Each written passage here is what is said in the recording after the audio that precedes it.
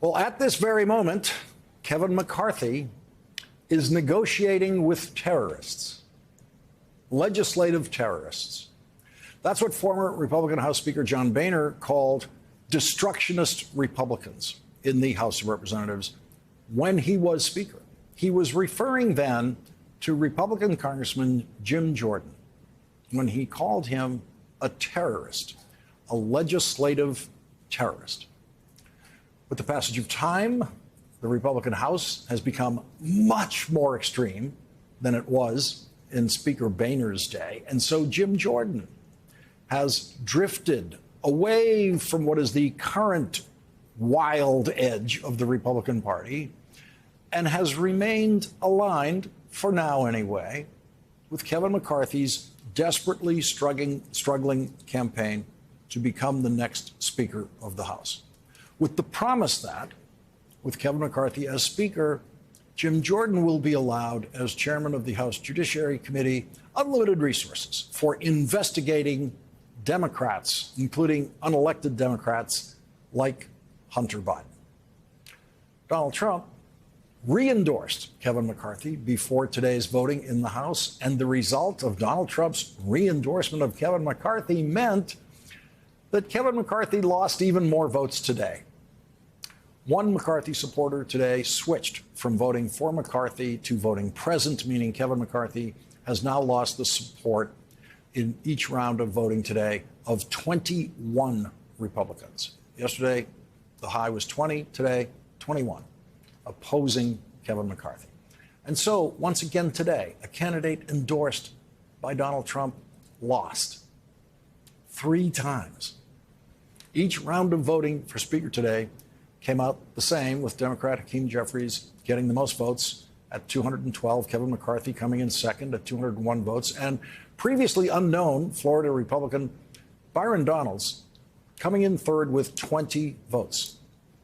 Congressman Byron Donalds has served only 2 years in the House of Representatives. He doesn't know where all the committee rooms are in the House of Representatives at this point, most likely.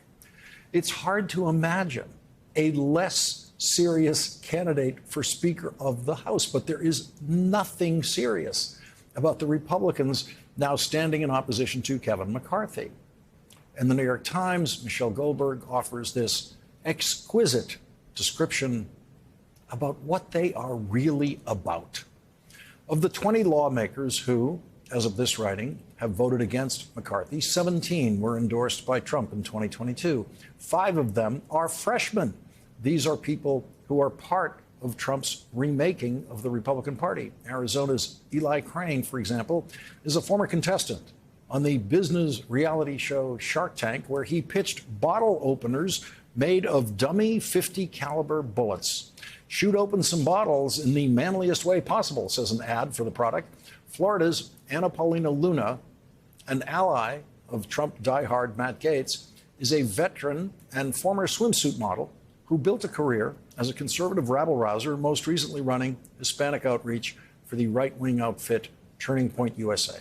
These people seem to be crafting brands as much as political careers, meaning they benefit from high drama and have little need to work their way through Republican institutions. Once a speaker is elected, the high drama will be gone. Once a speaker is elected and the spotlight turns away from those people, some of them might have trouble breathing without another quick infusion of fame, which is the only thing they seem to be pursuing. Grow up. There it is, grow up. That was Rupert Murdoch's message for the 20 Republicans on the front page of his New York Post today, where he called them Republican saboteurs. Rupert Murdoch's front page also ordered them to stop this madness and go after Biden.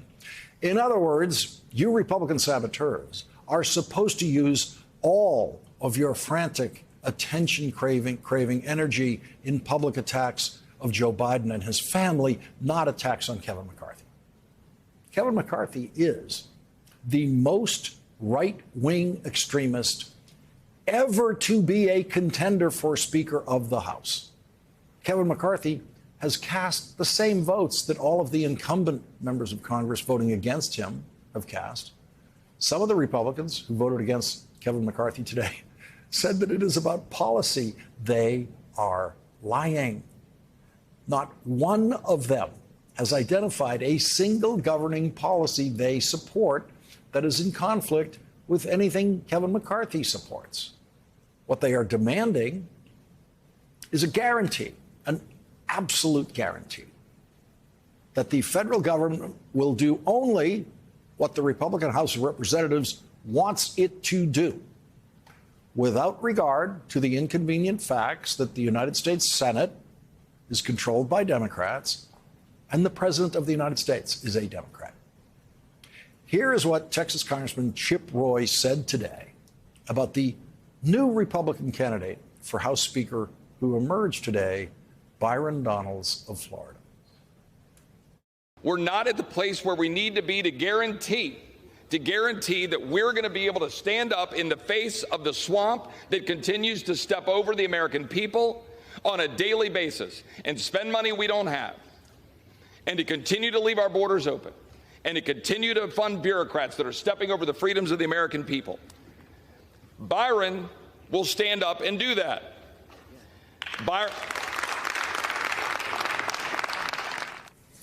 Nope, Byron won't stand up and do that. The one thing you cannot demand in the legislative process is a guarantee. According to what you just heard from Chip Roy, Byron Donalds, who has been a congressman for 2 years, will be able, as Speaker of the House, to do something no one has ever done before, to solve the problem at the southern border to Republican satisfaction for the first time in the history of the southern border. And he will be able to do that on his own as Speaker of the House, without the United States Senate and without the President of the United States. Chip Roy was also suggesting, in a veiled way, that Byron Donalds will stop funding, here are the words, stop funding bureaucrats that are stepping over the freedoms of the American people. Translation, he means the FBI. He is suggesting that somehow the Speaker of the House can cut off funding to the FBI, even though the Senate will never vote for that and the President of the United States would never allow it. In other words, every single word that every Republican said today on both sides about what they expect of the next Speaker of the House is pure fantasy. It is pre-kindergarten fantasy. I can't call it childish because when I was a child and the Speaker of the House was from my neighborhood in Boston, I knew he didn't have those powers. John McCormick was a great speaker. He got the Civil Rights Act, the Voting Rights Act, Medicare, Medicaid, and more passed through the House of Representatives, but he could not do it alone. He could not do it against the wishes of the United States Senate or the President of the United States. You are watching performance art on the Republican side of the House floor by the worst performers who have ever occupied the House floor. What you are seeing is a version of the January 6th insurrection brought indoors. You are seeing supporters of the insurrection and supporters of overturning the last presidential election in a generally polite, nonviolent battle with each other in which they use votes instead of bear spray. You have never seen this before because whenever 10% of the majority party of the House of Representatives had their own ideas about who should be the next speaker, they came to their senses in private meetings with their own party before the vote on the House floor and acceded to the wisdom of the 90% of their party whose views they disagreed with but respected enough to come to an agreement on who the next speaker should be. That's why you've never seen this before. To allow the House to hold what is supposed to be the single easiest vote in the House of Representatives has been something that every version of the House has been able to do until now. the vote for Speaker of the House. The vote for Speaker of the House is supposed to be the easiest vote they cast. The voting will continue tomorrow at 12 noon. Perhaps if Donald Trump re-endorses Kevin McCarthy tomorrow morning, he will lose one or two more votes. Or after a night of negotiating with legislative terrorists, Kevin McCarthy might emerge with the 218 votes that he needs to be Speaker of the House. If Kevin McCarthy becomes Speaker of the House, he will enter that office after the most humiliating series of votes for Speaker of the House in 100 years. He will enter the speakership as the weakest speaker we have ever seen. And as everyone working in the House on both sides of the aisle has known for a long time, he will be the least smart person ever to occupy that position in our lifetimes.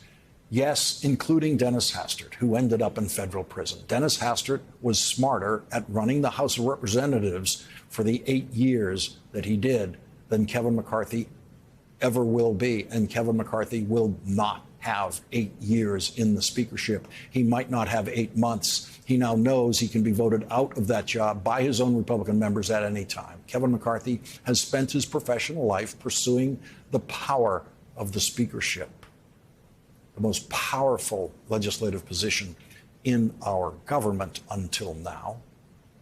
Kevin McCarthy now knows, and we now know, that if he becomes the next Speaker of the House, he will have the title, but he will never have the power.